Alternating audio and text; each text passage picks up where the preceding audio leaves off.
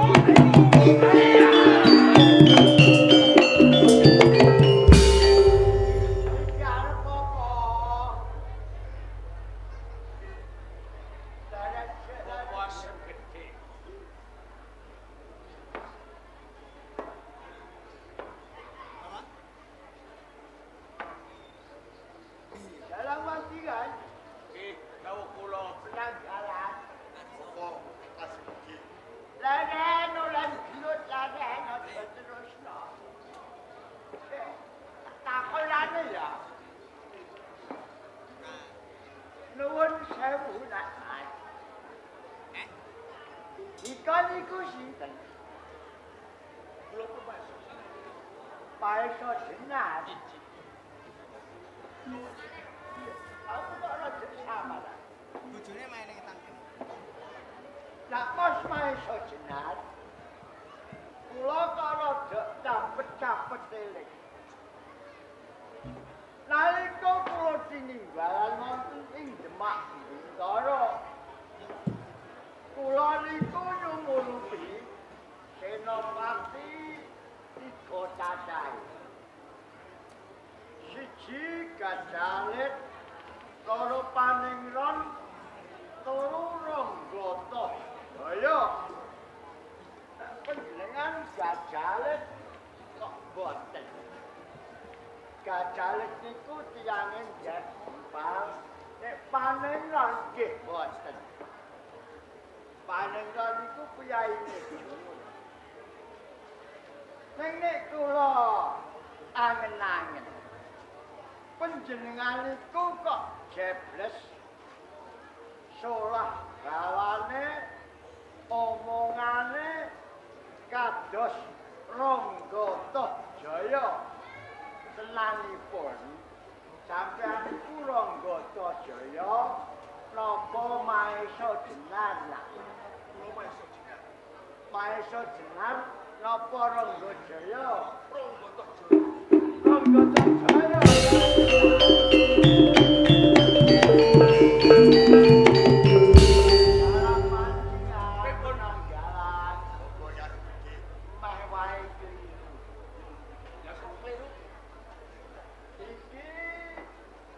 Senopati ing Demak Bintara Ronggata Jaya.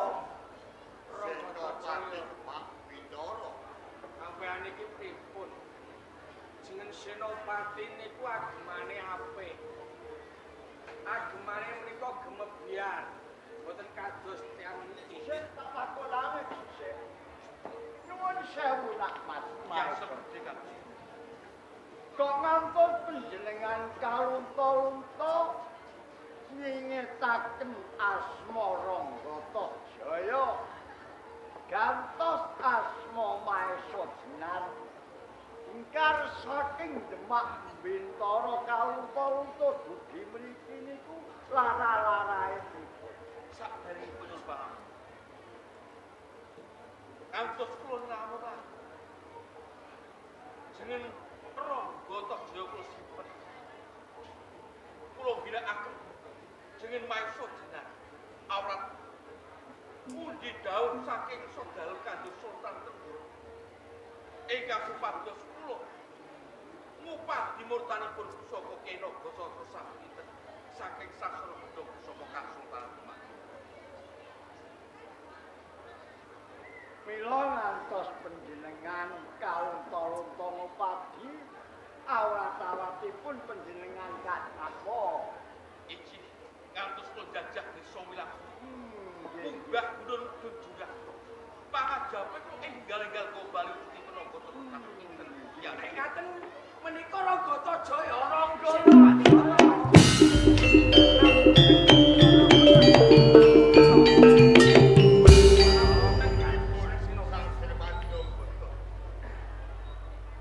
Kakak dalam iki Bang penanggalan satu Pak. Penjenengan itu mergi penjenengan jaringan. Kok sakupung penjenengan yen topo Senopati Ronggata Jaya. Tatapi penjenengan boten tumindakan. Iki kepgananing kula go nyawang kalih bau reksa kok dipateni liyan. Muntap ati kula. Kula butuh baik kakang salaman. Nggih nak Mas Maeso Jenar. Ijih kula. Lah niki mau kenging napa? Pamriksa. Menika kenging aji Sastrabaya. Menapa sampun ja? Dereng. Ya ta. Pramila saking menika badhe kula sadar. Nggih, nggih, nggih, nak Mas.